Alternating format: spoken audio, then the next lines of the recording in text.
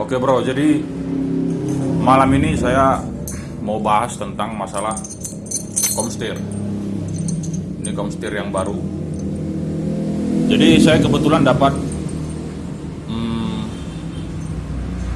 kerja untuk memasang atau menyetel komstir punya Supra 125R yang lama, yang sama kayak Karisma. Nah jadi kasusnya itu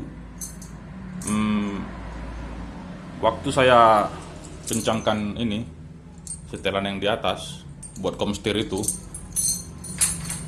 jadi setelah dipakai beberapa saat gitu, setelah kena jalan yang rusak atau bagaimana yang jedak-jeduk itu, komstirnya jadi longgar lagi gitu. Jadi disetel lagi, longgar lagi, saya setel lagi, longgar lagi. Nah, jadi ini menurut saya, dan ini saya akhirnya memutuskan untuk membeli ini bearing komstir yang baru, ya. Bearing komstir yang baru, yang asli dari Honda. Nah ini. Jadi menurut saya yang salah itu di bagian sini bro. Oke, saya tunjukkan ya. Oke bro, jadi ini ada bearing baru yang tadi saya beli, dan ini yang lama ya, gotrinya. Nah sekarang kita coba tes yang baru dulu ini ya, ini yang baru. Ini saya saking penasarannya, dan saya harusnya ini pengecekan ukuran begini kita harus pakai mikrometer harusnya, cuman kebetulan nggak ada, udah kita pakai sigmat aja. Nah untuk bearing yang baru itu di angka 1234,75 4,75 bro, ini ya 4,75 ini yang baru. Nah setelah itu kita coba yang bearing yang lama.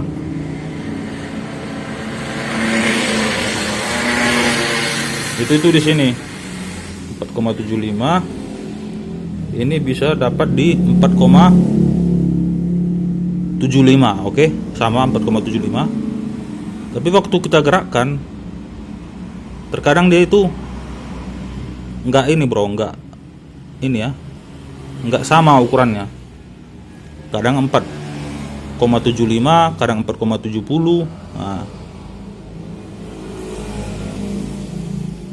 kadang 4,70, teman-teman bisa lihat ya, 4,70. Nah kadang 4,75. Ini saya putar-putar gotrinya. Nah dia bergerak. Oke, jadi inti dari saya buat video ini itu sebenarnya yang bermasalah memang ini komstirnya, ini komstir lamanya.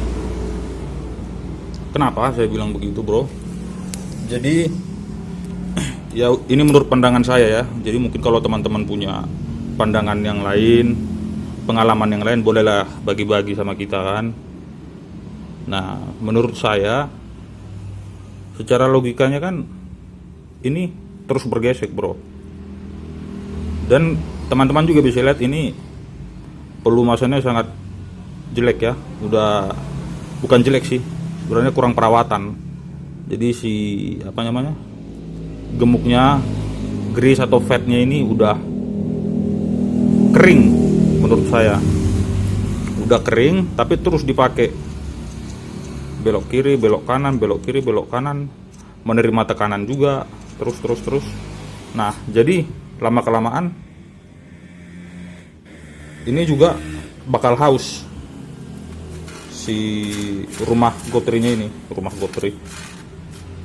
si gotrinya ini, laharnya ini bakal haus, dan lama kelamaan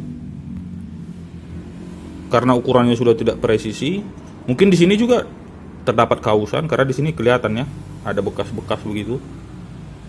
Kalau dipakai kuku ada sedikit terasa gitu. Oke. Jadi intinya ini udah haus. Jadi kalau menurut saya gini bro, ini yang baru ya, kita buat contoh. Itu harusnya gotrinya itu presisi, dengan ukuran yang presisi dia enak untuk bergerak kiri kanan luas lah ya, kalau dia masih presisi. Sementara ini yang lamanya ini ada ukuran yang bagus, ukurannya masih 4,75, ada yang 4,70 ya kan. Ini udah ukurannya udah ngawur gitu. Jadi mungkin waktu penyetelan itu, waktu kita setel dia kencang gitu bro. Oke, dia kencang gini, anggaplah begini, udah kencang. Nah setelah kita pakai, kita pasang, setelah kita kencangkan, kita pakai tes jalan, tiba-tiba dia itu ini pas kita lagi belok mungkin atau kena hentakan, dia jadi kena yang diameter yang kecilnya gitu loh. Karena diameter yang kecil jadi longgar lagi, begitu aja seterusnya. Sementara kalau kita kencangkan, oke, kita kencangkan, terus kita goyang fork depannya, shock depannya di sini, kita goyangkan, itu nggak bergoyang sama sekali, tapi setang itu jadi keras gitu loh bro, keras dan ya nggak enak lah, cenderung keras lah kalau saya bilang ya, ini jadi keras. Sementara kalau kita longgarkan, stangnya ringan, oke, stang ringan, dan ini kondisinya keras. Ini shock breakernya waktu kita goyangin itu keras, nggak ada spasi gitu, nggak ada spasinya. Nah itu kondisi ringan ya. Nah setelah kita bawa, dia malah jadi tambah ringan. Jadi menurut saya itu, daripada kamu capek dalam artian menyetel bolak-balik. Ini udah hampir 3 kali ya saya setel, tetapi setelah dicoba longgar lagi, setelah dicoba longgar lagi. Saya kencangkan dengan kondisi membawa yang nggak nyaman gitu, dia memang nggak longgar, tapi waktu kita bawa itu sangat nggak nyaman bro. Oke, jadi menurut saya ini pengalaman saya sendiri, sebaiknya kalau udah 3 kali penyetelan tetap juga